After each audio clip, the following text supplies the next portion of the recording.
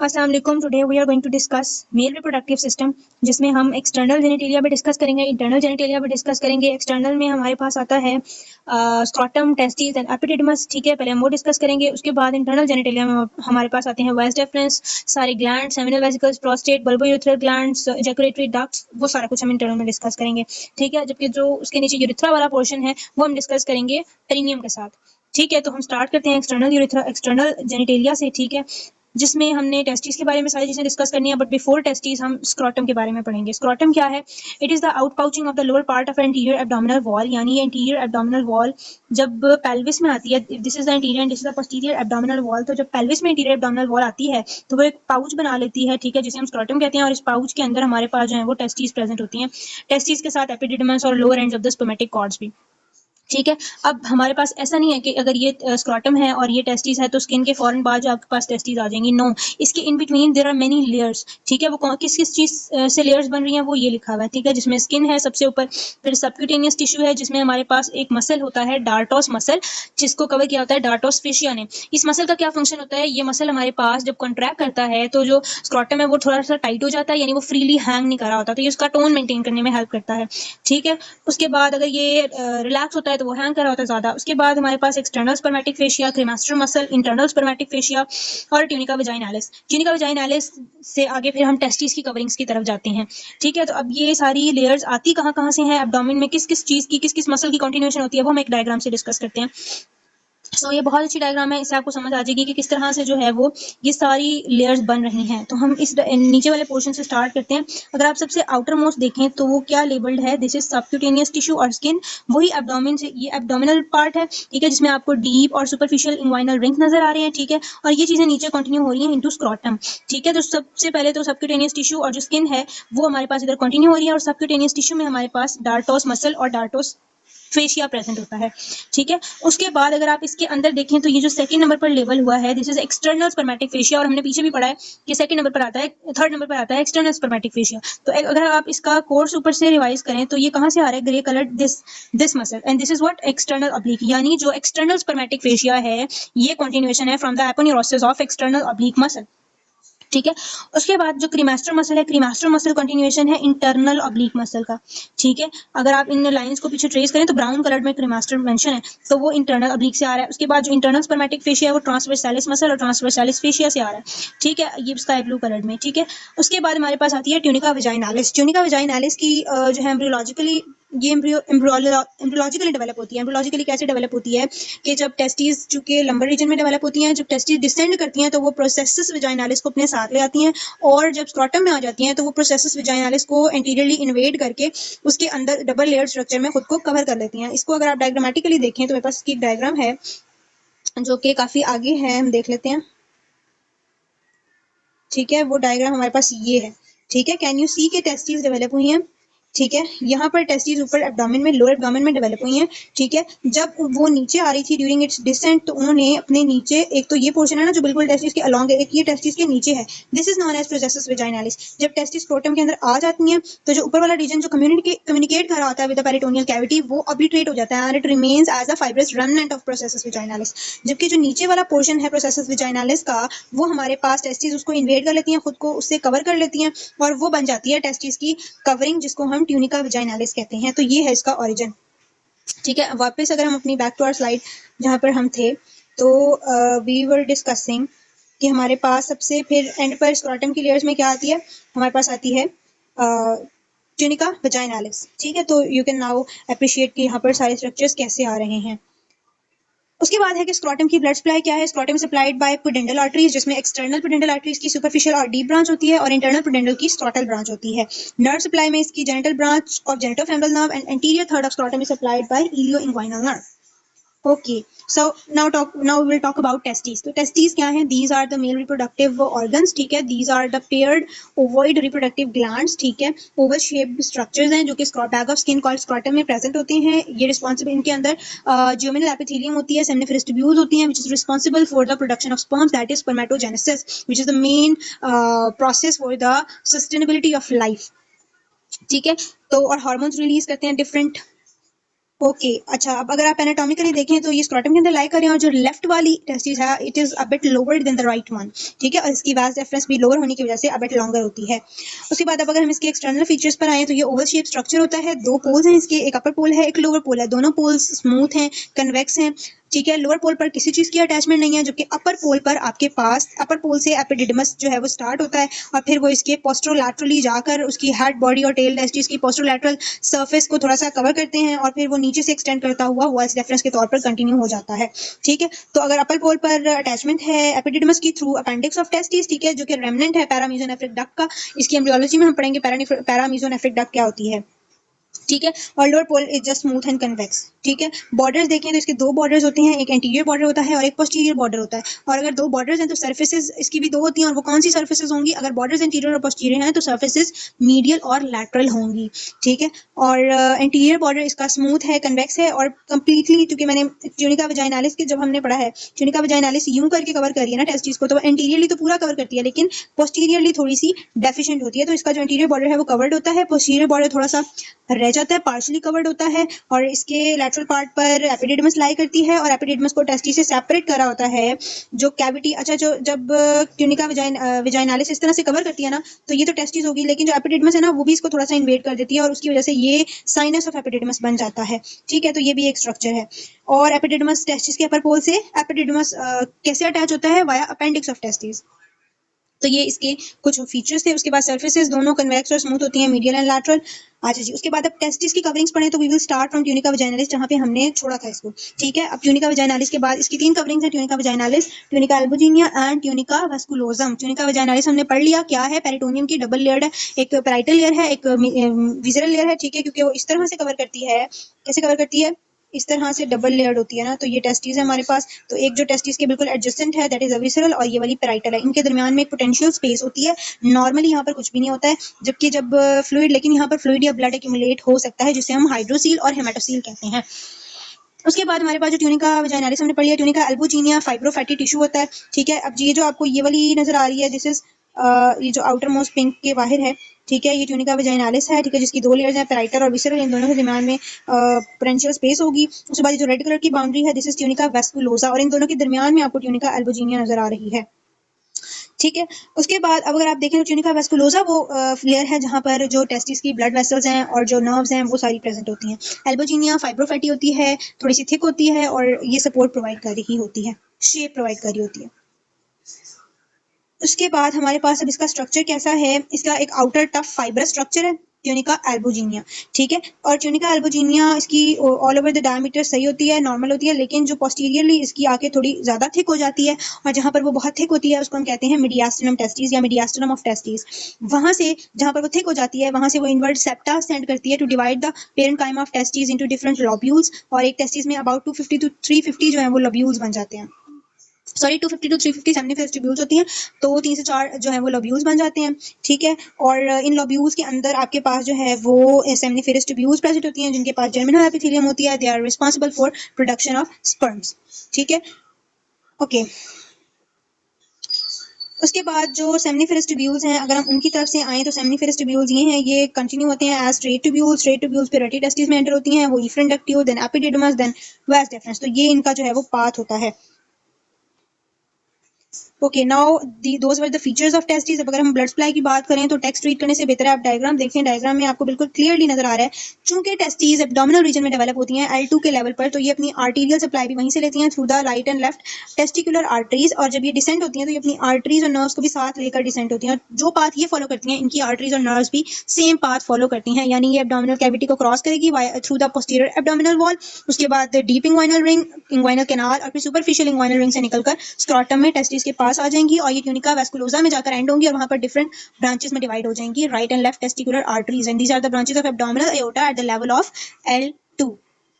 तो ये हमारा इसका पूरा कोर्स था आर्टरीज का। उसके बाद वीनस ड्रेनेज में इसमें थोड़ा सा डिफरेंस है, वो कैसे है, अगर वीनस ड्रेनेज देखें, अगर ये हमारे पास टेस्टिस हैं, अगर if I use different colour, तो ये हमारे पास अगर टेस्टिस हैं, ठीक है, ये इंटीरियरली इसके पास टेस्टिकुलर आर्टरी है, बीच में वो है वैस डिफरेंस आ रही है, और इधर हमारे पास है, अच्छा इधर कुछ भी नहीं है, दो चीजें हैं, ठीक है। अब होता क्या है कि डिफरेंट यहाँ पर वीनस ड्रेनेज का टेस्टिस में वेन्स जो बनती है ना और वो इकट्ठी होती हैं, वो यहाँ पर एक प्लेक्सस बनाती हैं जिसे हम पेम्पिनिफॉर्म प्लेक्सस कहते हैं। उसकी 3 डिवीजन होती हैं, एक एंटीरियर डिवीजन होगी, ठीक है, anterior part, middle part and posterior part. Anterior part वो अरेंज होता है around the testicular artery, middle part around the vas deferens, और जो पोस्टीरियर पार्ट होता है वो इंडिपेंडेंटली आइसोलेटेड होता है बट वो प्लेक्सस बनाता है, ठीक है। ये तीनों प्लेक्ससेस मिलकर 4 नर्व्स बनाती हैं जो सुपरफिशियल इंग्वाइनल रिंग से इंग्वाइनल कैनाल में जाती हैं, वहां ये यूनाइट होकर 2 बन जाती हैं, और अल्टीमेटली जब डीप इंग्वाइनल रिंग से निकलती है तो वो एक टेस्टिकुलर वेन होती है, ठीक है। इस डायग्राम में देखें तो ये आपको राइट नजर आ रही है, ये आपको लेफ्ट नजर आ रही है, और जो राइट वाली है वो जाकर इंफीरियर वेना केवा में सीधा ड्रेन होती है, जबकि लेफ्ट वाली जो है वो पहले रीनल वेन में ड्रेन होती है और फिर रीनल वेन से इंफीरियर वेना केवा में ड्रेन होती है। तो ये इनके पार्ट में थोड़ा सा डिफरेंस है, और ये एम्ब्रोलॉजिकल डिफरेंस है। जब वीनस सिस्टम की डेवलपमेंट हो रही होती है तब जितने भी लेफ्ट साइड की चीजें होती हैं वो शंट कर दी जाती हैं to the right side, okay.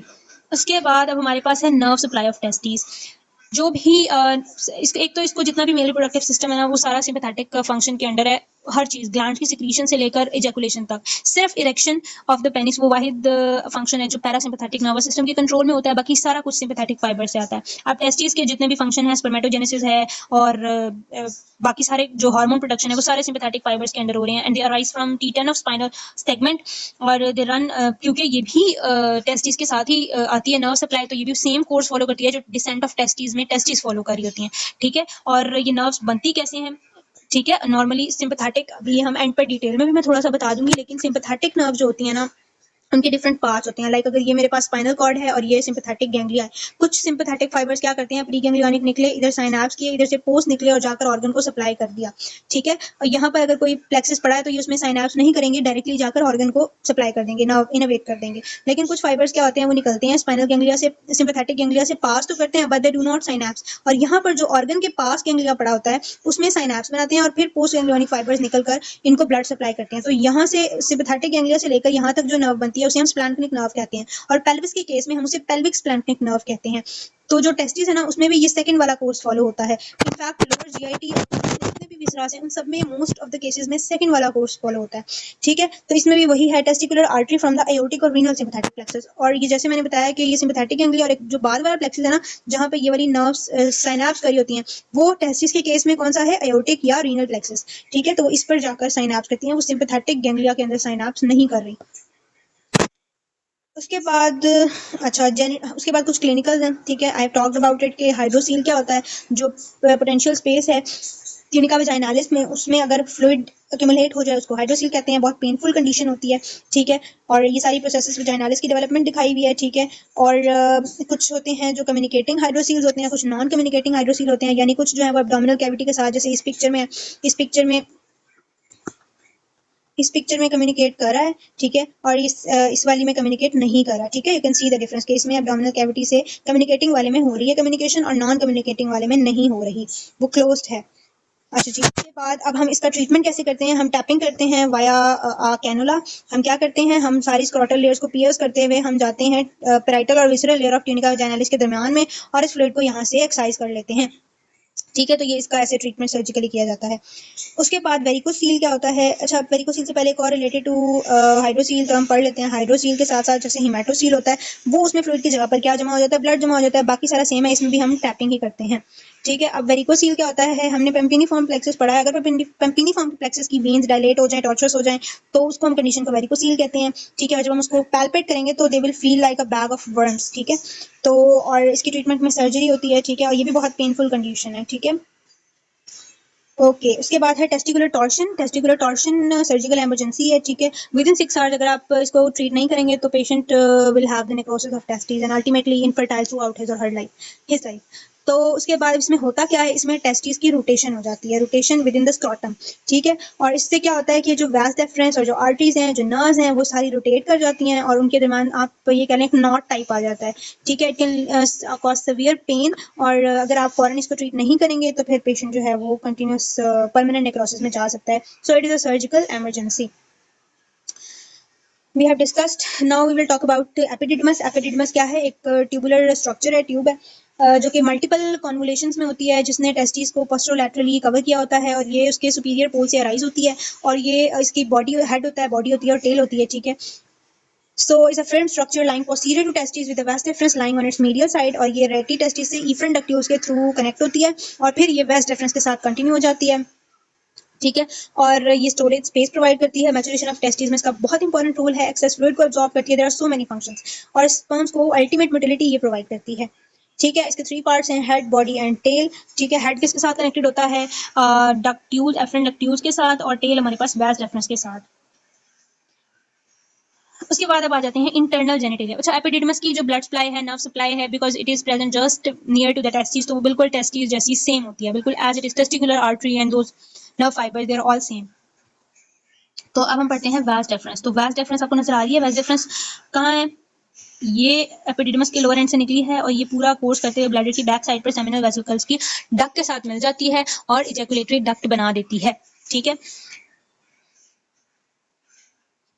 So vas deferens thick walled muscular tube जो कि स्पर्मेटोजोआ को एपिडिडमस से इजैकुलेटरी डक्ट में ट्रांसपोर्ट करती है। ये कैसे कंटिन्यू होती है ये मैंने बता दिया है, और इसका पाथ क्या होता है, same as the testicular artery, ठीक है। बस थोड़ा सा एंड से डिफरेंस क्या है, सेम ये एपिडिडमस के लोअर एंड से अराइज होगी, फिर अब सुपीरियरली थोड़ा सा ट्रेवल करेगी सुपरफिशियल इंग्वाइनल रिंग से, फिर inguinal canal, deep inguinal ring, और फिर अब ब्लैडर के यूनिट ब्लैडर के सुपीरियर एस्पेक्ट से उसको क्रॉस करती हुई उसकी बेस में जाएगी, और उसकी बेस में प्रेजेंट जो सेमिनल वेसिकल्स हैं उनकी डक्ट के साथ ये कंबाइन हो जाएगी और इजैकुलेटरी डक्ट बना देगी, ठीक है। तो ये इसका पूरा पाथ यहाँ पर एक्सप्लेन्ड है। यू कैन सी कि ये इंग्वाइनल कैनाल से कैसे गुजर रही है, और ये इंफीरियर एपिगैस्ट्रिक आर्टरी के लैटरली प्रेजेंट होती है, ठीक है, और ये यहाँ पर जाकर सेमिनल वेसिकल की डक्ट के साथ मिल गई है। उसके बाद इसकी ब्लड सप्लाई क्या है, इसकी ब्लड सप्लाई स्पेशल आर्टरी है जिसका नाम क्या है, आर्टरी टू डक्टस डेफरेंस, ठीक है। और ये artery to ductus deferens branch किसकी होती है, इंफीरियर या सुपीरियर वेसिकल आर्टरी की, जो कि इंटर्न ब्रांच होती है anterior division of internal iliac artery. Internal iliac artery branch of common iliac artery and common iliac artery ultimately from abdominal aorta. तो इस तरह से इसकी ट्रेसिंग है, ठीक है। तो ये हमारे पास सुपीरियर या inferior, mostly superior vesicle artery की ब्रांच होती है, but sometimes it may be the branch of inferior vesicle artery. उसके बाद इसकी वीनस ड्रेनेज क्या है कि ये भी उसी पेम्पिनी फॉर्म ये भी उसी पेम्पिनी फॉर्म प्लेक्सस में, क्योंकि वो इसके भी अराउंड फाइंड होता है, तो ये उसी के साथ जो है वो उसकी वीनस ड्रेनेज इसकी कंपनी करती है टेस्टिकुलर आर्टरी के जैसी, ठीक है। वेजिक्टमी क्या है, अब ये इसके रिलेटेड क्लिनिकल है कि वेजिक्टमी एक प्रोसीजर होता है। इसमें क्या होता है कि for the sake of family planning sometimes reversible procedure होता है। इसमें हम vas deferens को कट कर देते हैं और फिर उसको लाइगेट कर देते हैं ताकि कुछ अरसे के लिए जो है वो स्पर्म ट्रांसपोर्ट स्टॉप हो जाए और स्पर्म्स ना इजैकुलेशन नहीं हो। With no scalpel method small puncture, इसमें हम स्क्रॉटम की मीडियल साइड पे छोटा सा पंक्चर करते हैं, उससे दोनों साइड्स की vas deferens को निकालते हैं, थोड़ा सा पार्ट उसका कट कर देते हैं और फिर अदर एंड्स को टाई कर देते हैं, लाइगेट कर देते हैं, और जो है वो इस तरह से कुछ अरसे के लिए बंद हो जाती है इजैकुलेशन, ठीक है। Then we will talk about seminal vesicle.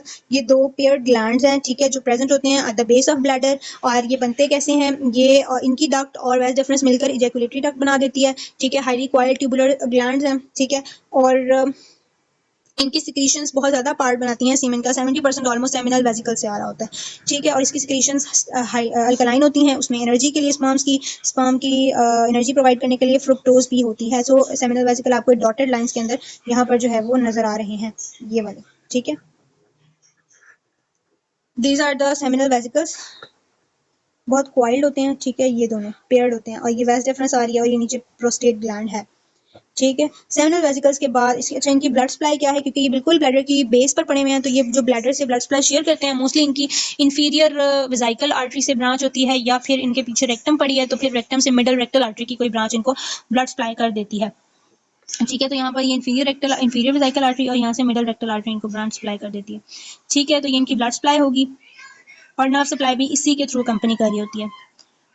उसके बाद है इजैकुलेटरी डक्ट्स, बहुत इजी है, कैसे बनती है मैंने बता दिया है, और ये प्रोस्टेट ग्लैंड को पोस्टीरियरली पियर्स करते हुए जाकर प्रोस्टेटिक यूरिथ्रा के अंदर वाया 2 ओपनिंग्स प्रोस्टेटिक अट्रिकल के पास उसको पियर्स करते हुए ओपन होती हैं, ठीक है। ये आप देख रहे हैं डायग्राम में प्रोस्टेटिक अट्रिकल नजर आ रहा है, सेंटर में उसकी ओपनिंग है और साइड्स पे पोस्टीरियरली दोनों इजैकुलेटरी डक्ट्स की ओपनिंग है, ठीक है। और ये क्या करता है, इसका फंक्शन क्या है, ये सेमिनल फ्लूइड को ड्रेन करके तो उसको यूरिथ्रा के अंदर पोर कर देता है, ठीक है।